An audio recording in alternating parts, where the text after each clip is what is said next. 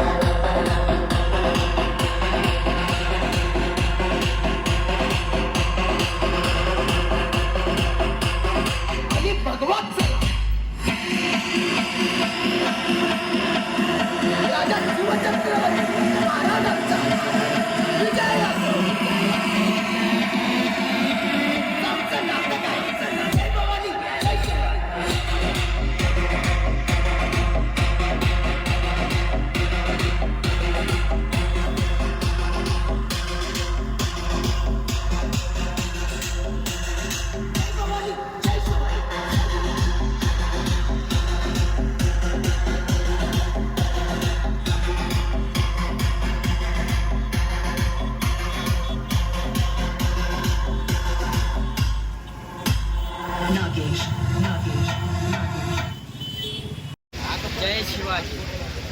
ఈరోజు ఛత్రపతి శివాజీ జయంతిని పురస్కరించుకుని మన ధర్మపురిలో బైక్ ర్యాలీ నిర్వహించడం జరుగుతుంది. మరాఠా యోధుడు ఛత్రపతి జయంతిని హిందూ సామ్రాజ్య దినోత్సవంగా కూడా నిర్వహించుకుంటున్నాము.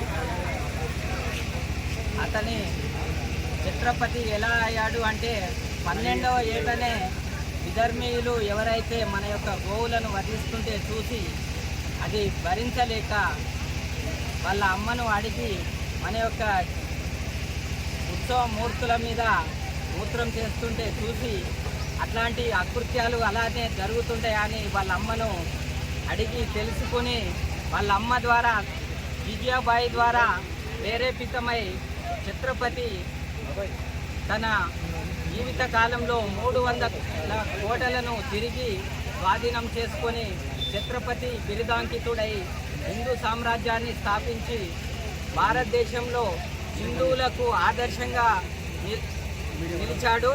వారి యొక్క జయంతిని పురస్కరించుకొని దేశవ్యాప్తంగా కూడా ఈరోజు గ్రామ గ్రామాన వీధిలో కూడా ఛత్రపతి శివాజీని ఆదర్శంగా తీసుకొని వారి యొక్క బైక్ ర్యాలీలు జయంతి ఉత్సవాలు జరుగుతున్నవి.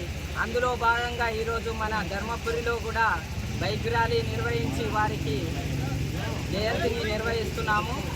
హిందూ ఐక్యవేదిక తరపున ఈ ఉత్సవం జరుగుతుంది. జై శివాజీ.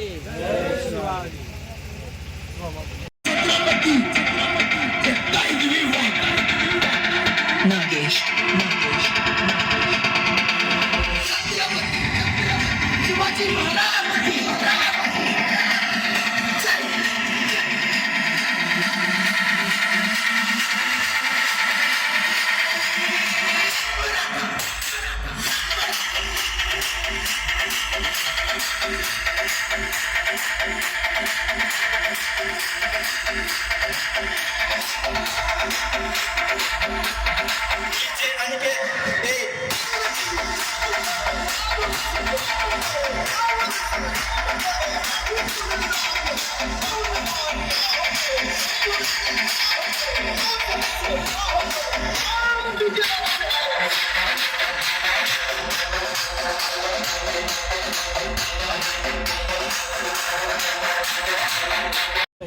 జన్మదినం సందర్భంగా మనం జయంతి ర్యాలీ నిర్వహించుకోవడం చాలా ఆనందం.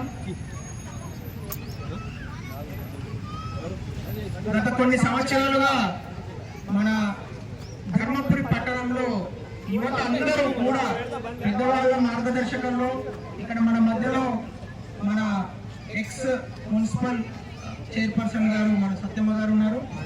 అట్లాగే బండా లక్ష్మణ్ గారు, భాస్కర్ గారు, పిల్లి శ్రీనివాస్ గారు, మిగతా కస్తూరి నారాయణ గారు, అట్లాగే చాలా మంది పెద్దలు, మార్గదర్శకుల యువత గత కొన్ని సంవత్సరాలుగా ఇలాంటి ర్యాలీలు నిర్వహించుకుంటున్నాం. చాలా అద్భుతంగా నిర్వహించుకుంటున్నాం. ఇంకా కొత్త పిల్లలు యాడ్ అవుతున్నారు.